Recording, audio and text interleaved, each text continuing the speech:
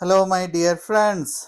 I'm back with a new video, and this episode is basically a follow on of my previous uh, episode on India US interim trade agreement.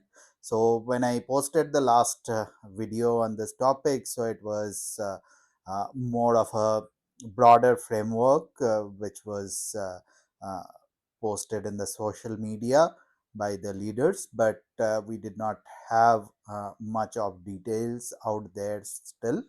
So over the weekend, we got to hear more and understood more about the broader contour uh, of the interim trade agreement and how that would be, shaping up the overall, trade deal, which might be uh, in place in few months or whatever the timeline would be based on the further negotiations, sector specific negotiations, and based on that more details will come out. But at this point, what we know so far, so you know at least from the aerospace industry as well as from a business perspective, I would say uh, this is actually looking much better in terms of uh, India getting access to some of the uh, I would say very advanced technologies, as well as because uh, we are thinking of or aspiring to become a, a big player in the AI. And for the AI domain, as you know, some of the large corporations in US, so they are working on certain technologies from the infrastructure point of view, as well as the capability development perspective. So getting access to those technologies and kind of what I was understanding from various articles, as well as the interviews from some of the uh, top leaders, that this is probably going to uh, you know be one of the major area of that 500 billion uh, trade, which India kind of looking at in next 5 years. So if you are aspiring to set up the big data centers and all those technologies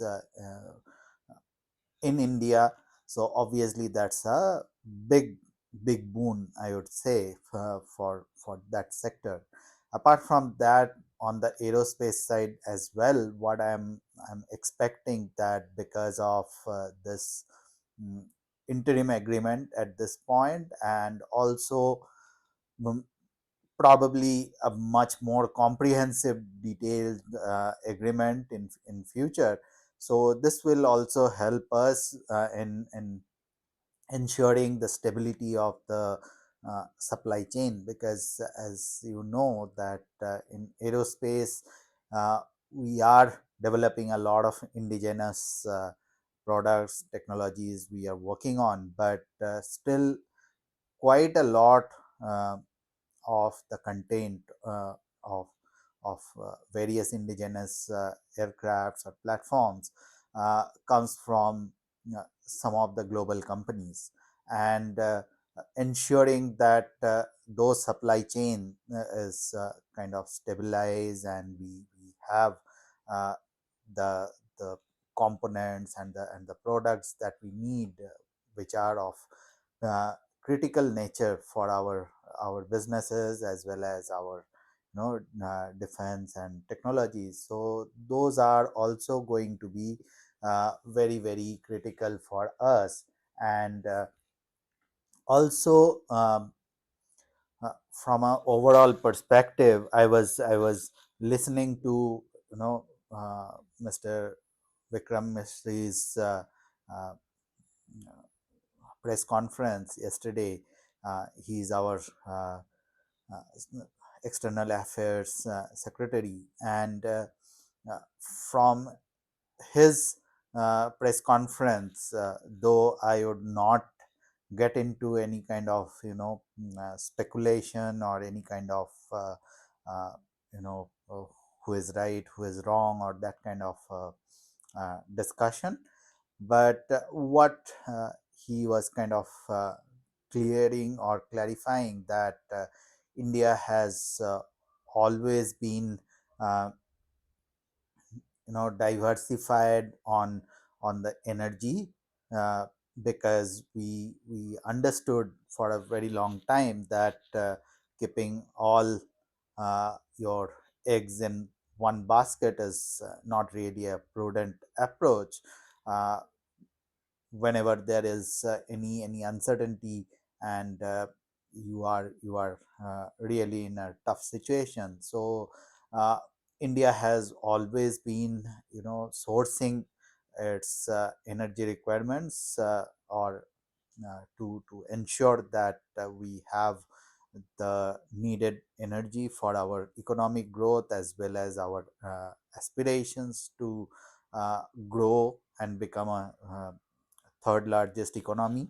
So we have been buying oil from different sources over the years, and there is no stated change in that stance, because it always about a market where you have the availability of the oil, and availability at a price which is uh, or rather I would say the cost, because price is one thing, but you also have a lot more additional uh, you know other cost elements on top of that, apart from only just the price.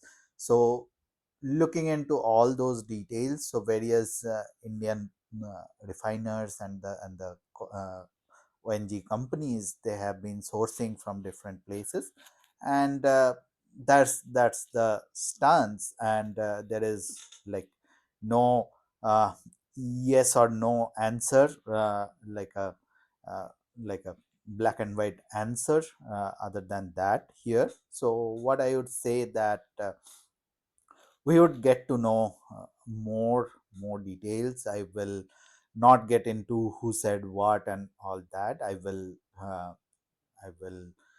kind of stick to what the government uh, top leadership has been uh, saying. So that's the stated position of the India, and I'm sure that the energy requirement and the growth would always be prioritized for the country. uh, Apart from that, I would also say that overall, from a technology perspective, this is probably going to be a very interesting time, because having two back to back kind of agreement, one agreement, another interim agreement with EU, which is as a bloc the second largest economy in the world, and US, which is the largest economy in the world.